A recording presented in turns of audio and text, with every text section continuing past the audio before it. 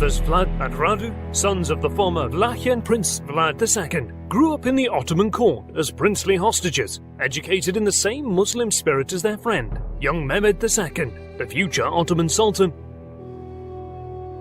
As he matured, Vlad served with distinction with the elite Janissaries and was praised for his soldierly qualities. But his roughness and fearless resistance to becoming a Muslim made him subject to brutal punishments. Vlad hasn't forgotten this, even years after he deserted the Ottoman court to join the Hungarian ranks.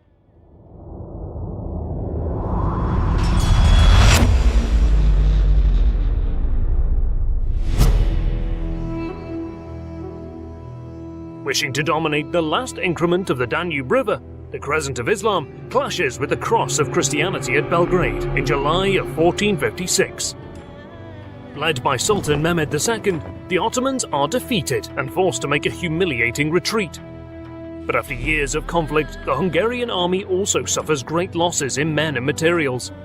This creates a window of opportunity for young Vlad.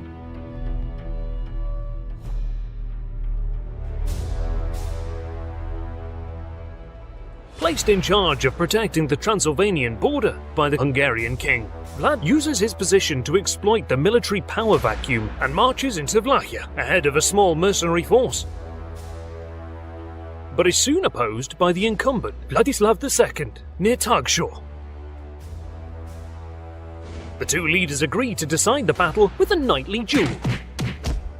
And amidst cheers from the two armies, Vlad wins the duel and kills Vladislav. He then proceeds to march unopposed into the Vlachian capital of Târgoviște. There he crowns himself as Voivode of Vlachia in August 1456. His divine right to the throne is confirmed the following night by a spectacular comet in the night sky.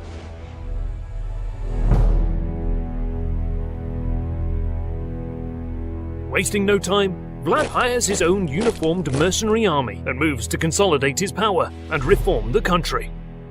He enforces taxes on the boyars who were previously all but free from taxation. Furthermore, he eliminates those plotting to kill him, going after powerful boyars responsible for the killing of his father and brother. Their estates are confiscated and given to the peasants who, in exchange, are to be trained during post-harvest months for military service. Vlad rids Vlachia of people who pollute the land. Thieves are impaled, beggars, homeless and the plague-infested are burned alive in barns. In Vlad's opinion, they depart earthly sufferings for a better afterlife. He further centralizes his realm by building fortresses and churches and expands the capital of Târgoviște and other cities. He also creates a princely order by naming the best soldiers Vitaz, meaning brave. These knights become the new nobility who support only Vlad Țepeș. He undertakes road construction to enhance domestic and international trade revenue.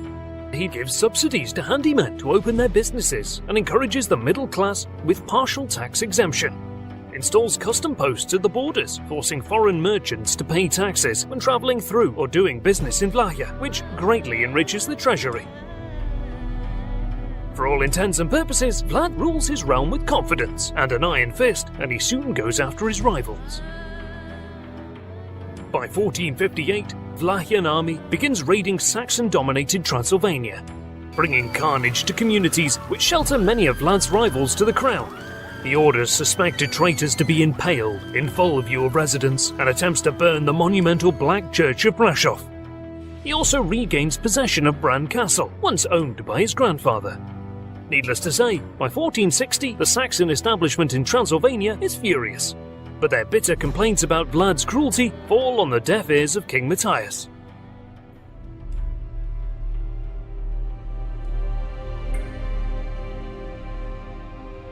The unhappy merchants seek their own justice by deciding to eliminate the Vlachian voivode and replace him with Dan III, one of the men behind the murder of Vlad's father and brother.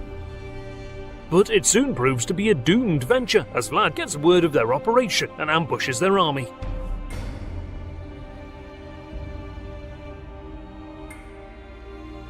Again, rising to the occasion, Vlad Țepeș humiliates Dan III in a spectacular duel. Then he forces him to dig his own grave in full view of his men before he is decapitated and his followers impaled.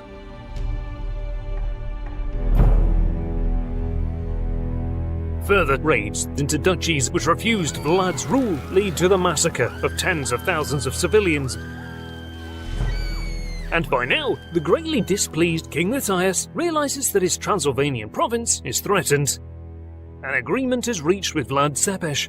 The Saxons agree to return all of Vlad's rivals and dissidents, pay 15,500 forints and supply soldiers. In exchange, Vlad promises to stop the Ottomans from entering Transylvania. With most of his rivals dead and his northwestern border secured, the Vlachian voivode projects his power further by building a new Vlachian capital closer to the Danube. Located in the marshes of the Dębovica River, Bucharest is surrounded by natural moats infested with leeches, snakes and mosquitoes, good natural deterrents for any invading army. From his new capital, Vlad Țepeș hopes to unite all Vlachs into one kingdom and, confident of his power, he provides military aid to Prince Stefan, who is attempting to take the throne of Moldavia, dutifully keeping his oath of loyalty he'd given to his cousin. In response to Vlad's collaboration with Stefan, a fast-moving Ottoman force embarks on a campaign of pillage and rape in southern Vlachia. After their raid, the Ottoman retreat is slowed by the plunder and prisoners, and before they can reach the Danube, the Ottomans are intercepted by Vlad's cavalry. Only a few Turks live to cross the Danube and tell the tale. Considering the Ottoman raid to be a violation of the treaty he has with Sultan Mehmed, Vlad refuses to pay yearly tribute and to pledge vassalage. Now he faces the mighty Ottoman army, but he hopes that the crusade called by Pope Pius against the Ottomans will relieve some of the pressure on Vlachia. But with European kingdoms embroiled in intrigue and warfare against each other, hardly anyone commits to the Christian cause, and by 1461, the Pope's call for a crusade rings hollow. Left to face the Ottomans alone, Vlad agrees to pay tribute and send young boys to be trained as janissaries.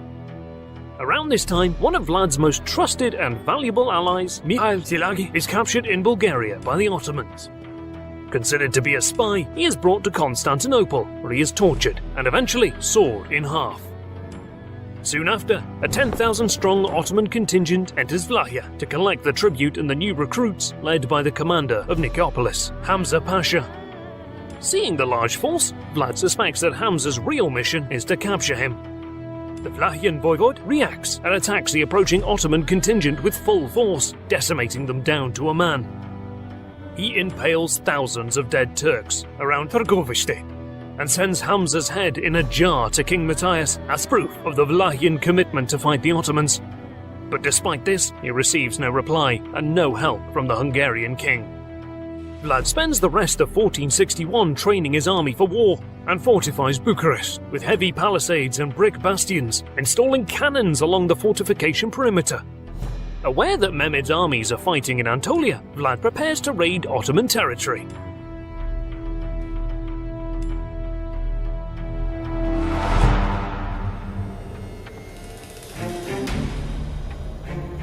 And in early 1462, while en route to cross the frozen Danube, Vlachian cavalry stops not far from Giurgiu, one of the strongest heavily fortified northern Ottoman military bases.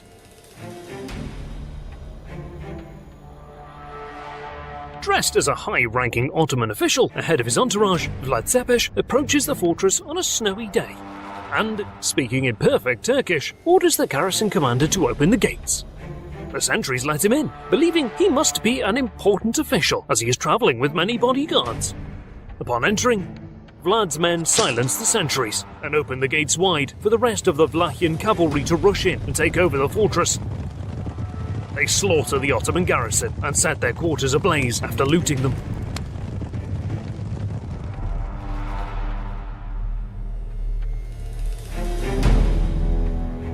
What followed next would fuel the legend of Vlad the Impaler. Over the next 2 weeks, his cavalrymen engage in raids that cover 800 kilometers along the frozen Danube all the way to the Black Sea. Aiming to destroy bridgeheads that the Ottomans might use to cross the Vlachia, Vlad's army sacks Ottoman and other non-Christian settlements on the Bulgarian Danube riverbank and continues to raid south into Ottoman territory over the next few months. For the Vlachs living in Bulgaria since Dacian times, these are blessed days. At least for a time, they regain their freedom from the Ottoman yoke. Countless numbers of them join the fight, either seeking revenge or because they believe in Vlad's mission. The news spreads like wildfire about the carnage left in the wake of Vlad's mini-crusade.